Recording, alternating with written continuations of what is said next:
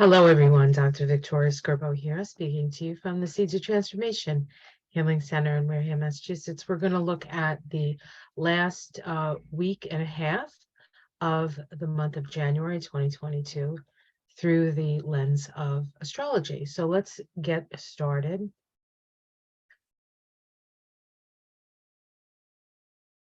So we're looking at the week, the fourth and fifth week of January.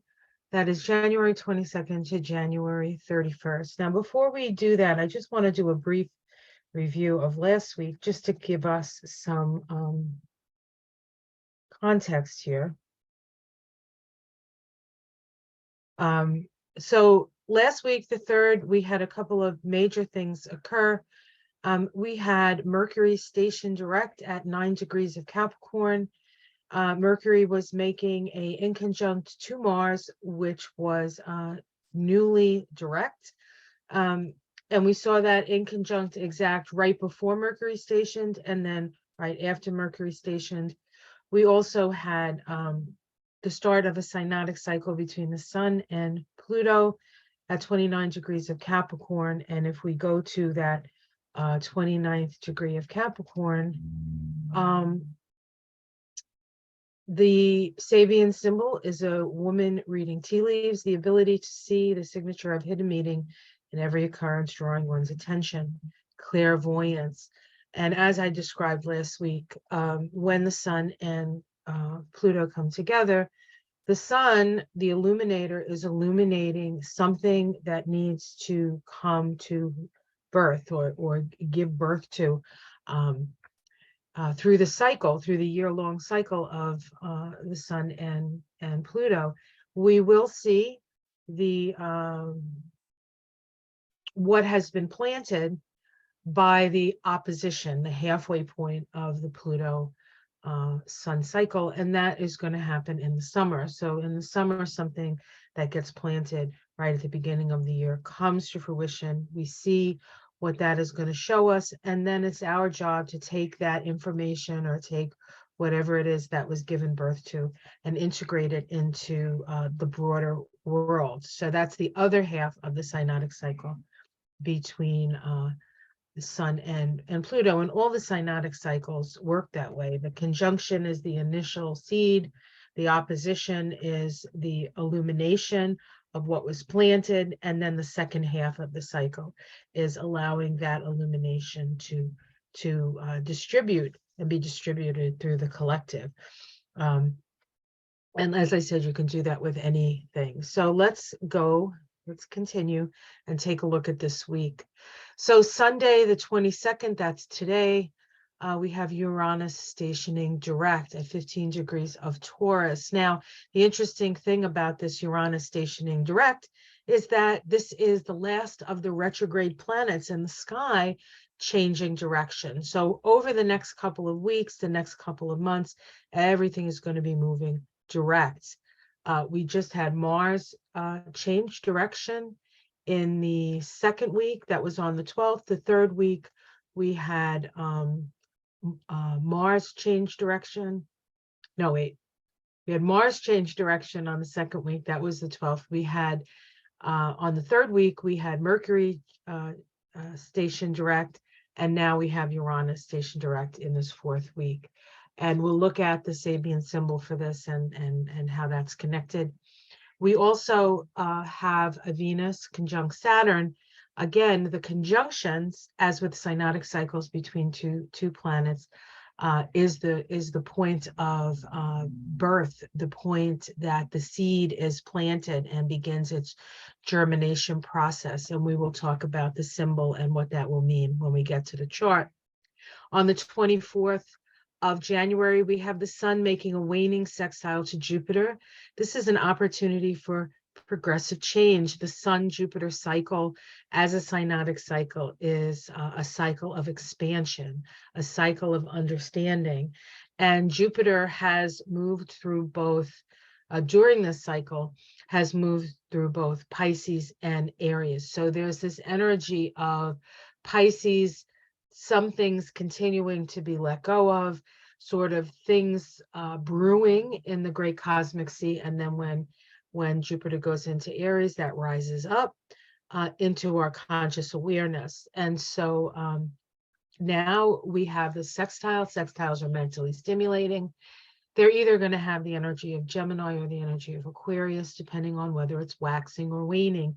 This is a waning sextile, so it's at the ends of the cycle. And so all the information, all the knowledge, all the wisdom has been accrued and can be illuminated and expressed. So this is a golden opportunity to make necessary changes in your life, and in the life of the collective. On Saturday, the 28th, we have the first quarter. Is it the first quarter moon? Yes, the first quarter moon to that new moon in Aquarius. We had the new moon in Aquarius. And let's actually go back to that just to take a look at it. Oops. So the new moon in Aquarius, which I didn't mention about last week, but that's also happened last week, occurred at 2 degrees of Aquarius, and the Sabian symbol is an unexpected thunderstorm. This is about really expecting the unexpected and being prepared as best you can. And as we say that there's storm after storm after storm battering, at least here in the US, the West Coast is getting battered by rain, torrents of rain. We have tornadoes in the South, and people are getting buried under snow in the northern climes. So there's a lot of this sort of unexpected weather. Now, it can be weather, it can actually be the weather, but it can also be other things that come up unexpectedly that we have to respond to. The thing is, Aquarius is a Uranus ruled sign. It's also co-ruled by Saturn, but Saturn is in Aquarius. So we have all of this instability in the sign of that Saturn is in. And then, of course, we have Uranus being very active right around the North Node, as we can see this here. So this sense of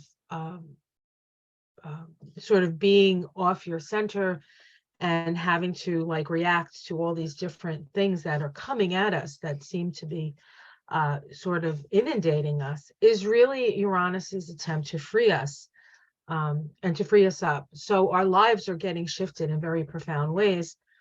And on some level, it's part of the plan. So how do you manage this? How do you manage this is the question. Okay, let's continue. Go back. Oops. All right, so we have that first quarter square. So the first quarter square is the first time we take action on whatever was seated at that new moon, that unexpected thunderstorm new moon. So we will see how that manifests in our life. And then Sunday, we have the sun make a beautiful trine to Mars.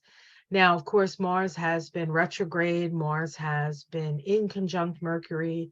Mars has been there was a part of a yod that was pretty much around for a week. It's unusual for him to be that long, but because we had Mercury stationing and we had Mars just starting its forward motion, everything was sort of slowed down. And so we have this sort of slow moving in conjunct that's asking us to make adjustments in both our actions and the way we think about things. And then because it was connected to the South Node, we have the issues of the past coming up. So how have we responded in the past, and how can we make a different choice perhaps in how we respond, how we communicate, and the actions that we take. We also have, on the same day as the sun trine Mars, we have Mercury trine Uranus. So both these trines open up the floodgates really of whatever the two planets are, and the sun and Mars can be aggressive, but it can be illuminating, and it can help us move forward in the direction. The light's on, now we can see where we're going. And then Mercury trine Uranus opens us up to higher vibrational states. It also gives us an ease of opportunity to harmonize technology or specialized information for our daily lives. So this is a good aspect for technology, to sort of bring that technology into our lives in a smoother way. So if you're thinking of expanding something with technology, maybe using a different system or things like that, this is a good time for that. Okay. So let's look at the station direct of Uranus. Uranus stations at 15 degrees. 15 degrees ahead, covered with a rakish silk hat, muffled against the cold, a man braves a storm. So we have this energy of storm, storm, storm, storm. We've been talking about the storm. We know the people, the Q people, I guess, they were been told, we are the storm, this is the storm, everything's the storm. Well, we're certainly in a storm. We're certainly in a storm. And that's usually, and that's not, specific to them. It's just a chaotic and stormy time with the North Node and Uranus. And it's been like that for most of 2022. And now, as we're in 2023, we still see that connection. Now, that will separate at a point, and the North Node will no longer be conjunct Uranus. However, as we get closer and closer to Pluto moving into Aquarius, which is happening in March, we're going to see that Pluto is squaring the nodes of the moon, and that is going to be for most of this year. So last year we had Saturn square the nodes of the moon for most of the year, asking us to go back to the past to see how our relationships, how our enmeshment, how our shadow, all the Scorpio things, deep emotional stuff, coming to understand that and see where we went wrong, or maybe where we went right with that, in order to move forward into more stability, the North Node in Taurus. But we had to move through that South Node in Aquarius first. South Node in Scorpio first. So we have to examine, where we could do better, perhaps, especially when it comes to relating to one another, Scorpio, and sharing our resources, Scorpio. So, and of course, with the war in the Ukraine, there was a whole reorientation of resources through NATO, right? And countries, and sort of people are, in a way, lining up and taking sides. And the sides are the sides of democracy versus autocracy, or in the case of America, maybe kleptocracy. America and Russia, right?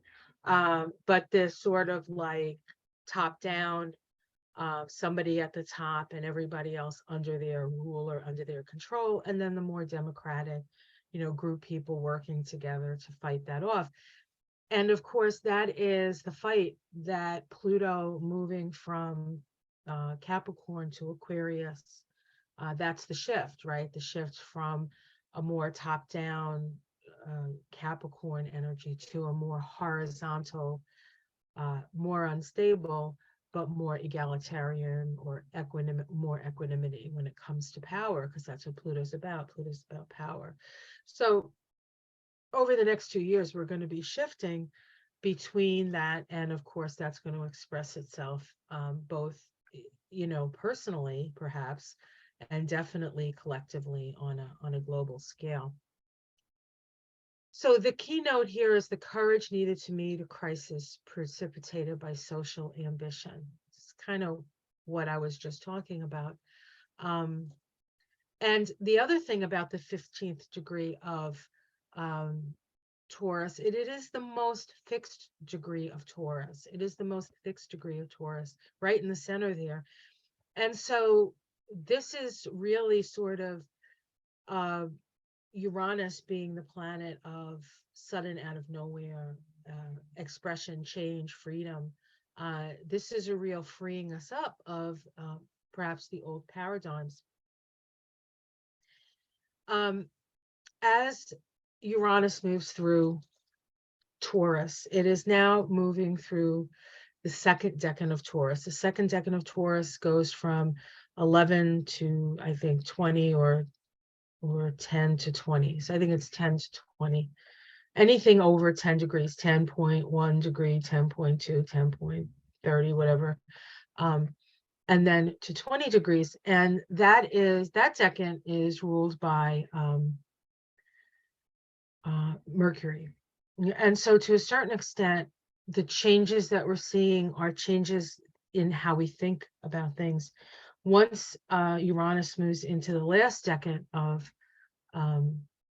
Taurus, it's going to be in the Saturn decan of Taurus. And that's really when we start to see structures come tumbling down. Now it's the idea, but eventually it's going to be the structures. And these are structures that prevent us from evolving, perhaps. Unfortunately, sometimes good structures come tumbling down with the old. Uranus tends to be with the bad stuff, the good and the bad stuff go down together. Uranus tends to be it doesn't it's totally democratic. All the stuff gets disrupted. So it's not just the bad stuff, it's the good stuff too. But then you have to decide what's worth restructuring and what do we need to let go of. And of course, that is a process that's happening over many years. Okay, so we can see here actually, I spoke of the yod. We still have that yod. Here's Mercury here, and the south node very, very tightly within minutes of each other, exact sextile, and there's Mars up there just now coming out of retrograde. So we can see the yod here. So we still have this need to make adjustments in the way we think and in the way we act, Mars. Okay, so we also have Venus making a conjunction to Saturn. This is the start of the synodic cycle between Venus and Saturn. Saturn is structure. Venus is what we love, what's important to us. And it's exploratory in seeing that Saturn and Venus come together, and then Venus moves on faster than Saturn, and then around again next year to make a conjunction to Saturn. By that time, it's going to be in Pisces. So this is the last Venus Saturn conjunction in the sign of Aquarius. Now, of course, Venus is an energy of the feminine, and so this can be both challenging to the feminine or to women, but it can also be instructive and give us an idea of what needs to be restructured. And of course, with Saturn and Aquarius, there's more opening to restructuring because we're dealing with Aquarius. Aquarius really does want things to be equal and humanitarian. And so Venus goes out and goes on her journey. Now she is going to have a retrograde cycle this year in the sign of Leo, which is the opposite sign of Aquarius. So it's going to be interesting to see how she interacts. Now, of course, by the time she moves into Leo, Saturn will have moved on to Pisces. So we're not going to see the opposition until Saturn will be in Pisces, but Venus will be in Virgo. So we have some time to sort of go back and forth around creative issues before we actually see what was planted at the beginning of this synodic cycle. Venus conjunct Saturn at 25 degrees of Aquarius, a butterfly with the right wing more perfectly formed, the capacity to develop the rational and fully conscious aspect of the mind ahead of normal evolution, overcoming negative or ego challenging experiences.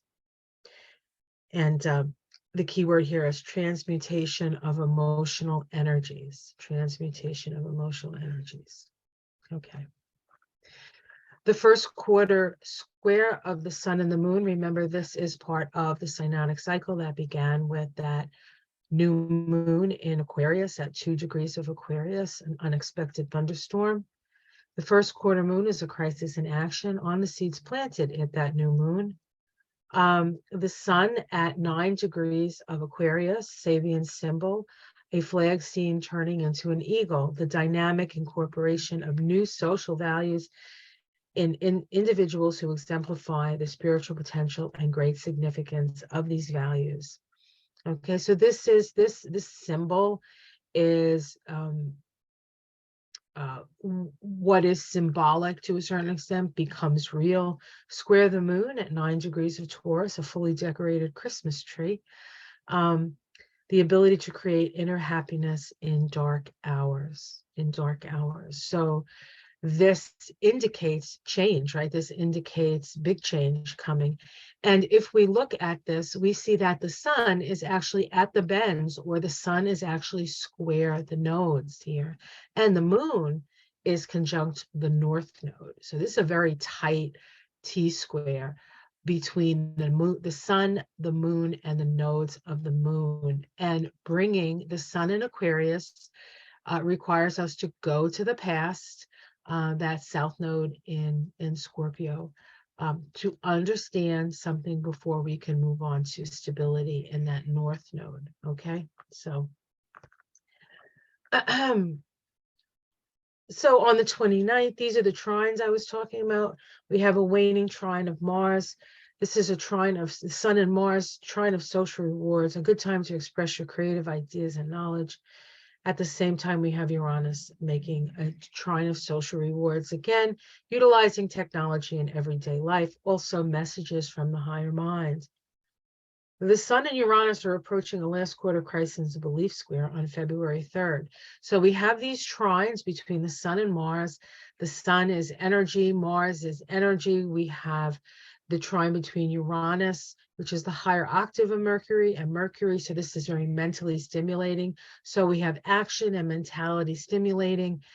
And the Sun and Uranus will be making a square at the beginning of February. So whatever comes in, whatever information comes in, whatever access we have is going to be a little bit at odds at the beginning of February, as Sun approaches that last quarter crisis in consciousness square to Uranus, requiring us to individuate. Okay. All right. So let's see. Oops. Sorry. All right. So now we're going to look at, oh, that's it. So we did the last week's. Okay, so that was it. Like, wait a minute, isn't there more stuff? No, that's enough. That's enough. Okay, so let me, what am I doing? Oh yeah, that's what I'm doing. All right, guys. Woo. That was a little dizzying. Oh, that Uranian energy. Woohoo. All right, so that's what's going on. And so we're, change continues. And the function of Uranus is to free us, and sometimes we get freed from things that we don't feel we need to get free from. Like, wow, this was good. This was working. What happened? Why did everything blow up? We have to learn we're going to have to learn how to be very light on our feet, especially once Pluto moves into Aquarius. It's not the same world. It's not the same world. And we're going to have to learn how to best function in it. Now, I'm relatively old, compared to the generations coming in now. They are more, I don't know, they're more at ease with change, or they're more used to it, perhaps. And they can, take it or leave it kind of thing that some of the older generations struggle with. But we're moving forward, guys. We're moving forward, and hopefully with a little bit of perception and a little bit of perspective from the stars, we can make it a little bit easier of a transition. All right, guys, have yourself a wonderful week. I will see you again at the beginning of February for the astrology Kabbalah of February, and then the astrology of probably the first week of February, or we'll see. I'll have to see how active February is and how much I can get into a video. All right, have yourself a great end of the month, and I will see you again in February. Take care, everyone. Namaste.